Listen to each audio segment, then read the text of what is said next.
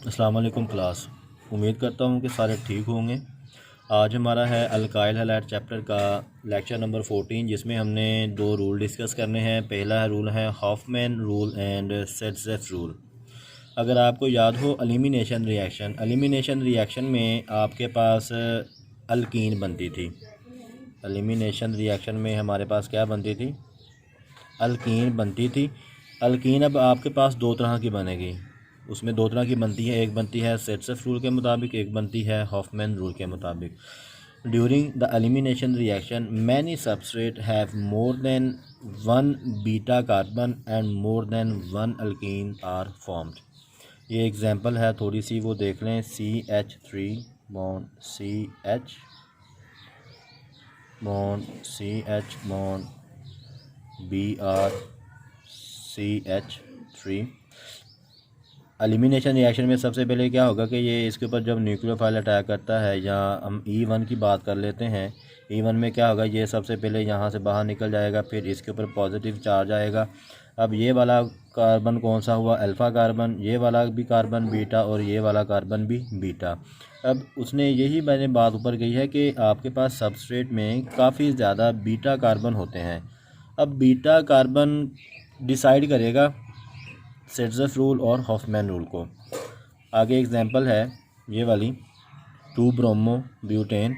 इसमें सबसे पहले क्या होगा कि ये वाला ब्रोमीन यहाँ से निकल जाएगा, इसका क्या बनेगा? कार्बोकेटाइन बनेगा। जब इसका कार्बोकेटाइन बनेगा तो आपके पास दो तरह के प्रोडक्ट बनेंगे। अब ये देखें, ये वाली अल्फ़ा कार्बन, ये वाली बीटा कार्बन, और ये वाली भी कार्बन कौन सी कार्बन? Beta carbon.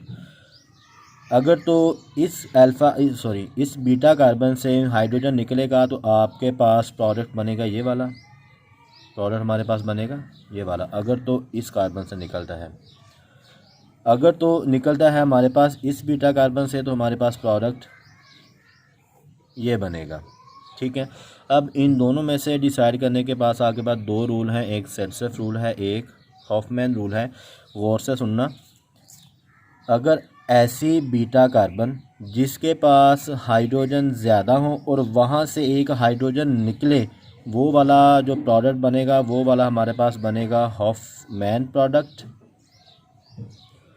और अगर हाइड्रोजन आपका निकले ऐसी बीटा कार्बन्स के पास जिसके पास बीटा हाइड्रोजन्स कम हो, तो वो वाला हमारा प्रोडक्ट बनता है सेट्ज़ेफ प्रोडक्ट। अब देखते हैं कि कौन कौन सी कंडीशंस हैं। सबसे पहले देखते हैं कि कब आपका सेट्ज़ेफ प्रोडक्ट मेजर होगा। कब आपका सेट्ज़ेफ प्रोडक्ट मेजर होगा, इसमें वो कह रहा है कि आपके पास डिफरेंट प्रोडक्ट्स बनते हैं। सेट्ज़ेफ रूल में भी आपके पास ये सेट्ज़ेफ प्रोडक्ट है ना, इसमें भी आपके पास बेसिकली दो तरह के प्रोडक्ट बनेंगे। आगे जाके देखते हैं सेट्ज़ेफ प्रोडक्ट कब मेजर होगा और हॉफमैन कब माइनर होगा। उसके लिए कुछ कंडीशंस हैं।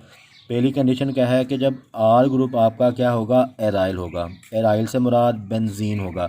बेंजीन में क्या होती है? डी लोकलाइजेशन, और डी लोकलाइजेशन जितनी ज़्यादा होगी उतना ही कंपाउंड हमारे पास क्या आता है? रेजोनेंस में आता है, और वो कंपाउंड उतना ही ज़्यादा स्टेबल होता है। एक्स से मुराद halogen atom, fluorine, chlorine, bromine, iodine. या आपके जो लिविंग ग्रुप हैं वो क्या होने चाहिए? स्मॉल साइज़ के होने चाहिए, जैसे कि फ्लोरीन हो गया, क्लोरीन हो गया, स्मॉल साइज़ हैं। बेस क्या होनी चाहिए? स्मॉल होनी चाहिए। अगर आपको याद हो, हमने एलिमिनेशन रिएक्शन में न्यूक्लियोफाइल इस्तेमाल नहीं किया था, बेस इस्तेमाल किया था। स्मॉल बेस से क्या मुराद हो सकती है कि CH3OH हम इस्तेमाल कर सकते हैं, वाटर इस्तेमाल कर सकते हैं, OC2H5OCH3। ये आपके पास सारी की सारी क्या हैं? स्मॉल बेसिस हैं। ये तीन कंडीशन अगर आपके पास हैं तो आपका ये सेट्ज़ेफ प्रोडक्ट मेजर होगा। Saytzeff rule tells us that to make more stable alkyne.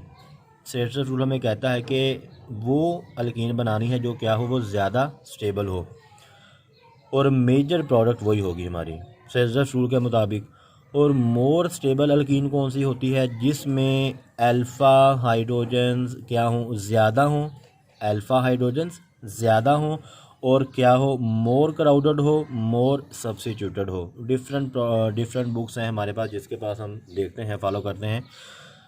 Alpha hydrogen क्या हो, ज़्यादा हो, मोर क्राउडेड हो, मोर सब्स्टिट्यूटेड हो। क्राउडेड का मतलब होता है रश, रश से मुराद क्या है, बल्कि कंपाउंड ज़्यादा हो, कंपाउंड कोई ऐसा हो जो बल्कनेस में ज़्यादा हो। सब्स्टिट्यूटेड का मुराद फंक्शनल ग्रुप ज़्यादा लगे हों। ये वही पिछले वाली एग्जांपल है। यहाँ पे कार्बोकेटाइन बना था, इस कार्बन से निकला हाइड्रोजन, तो ये वाला प्रोडक्ट बनेगा।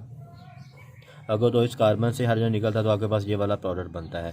ये वाला आपके पास कंपाउंड ज़्यादा स्टेबल होगा, ये वाला लेस स्टेबल होगा। इसकी वजह क्या है, अब ये देखें, ये आपका हो गया फंक्शनल ग्रुप, ये आपकी अल्फ़ा कार्बन, ठीक है, सॉरी, ये आपका हो गया फंक्शनल ग्रुप। और फंक्शनल ग्रुप के साथ वाली कार्बन क्या कहलाती है, अल्फ़ा कार्बन और अल्फ़ा कार्बन। इसमें ये देखें 3 हाइड्रोजन अल्फ़ा, 3 हाइड्रोजन अल्फ़ा, इसमें टोटल कितने 6 हाइड्रोजन हो गए जो क्या है, अल्फ़ा हैं। और इसमें देखें सिर्फ और सिर्फ ये डबल बॉन्ड है ना, इसके गिर्द ये वाली अल्फ़ा कार्बन है और 2 क्या हैं, 2 अल्फ़ा हाइड्रोजन है।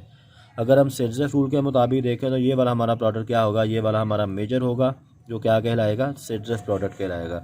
अगर आप इसको गौर से देखें तो ये भी आपको ज्योमेट्रिकल आइसोमरिज्म दे सकता है।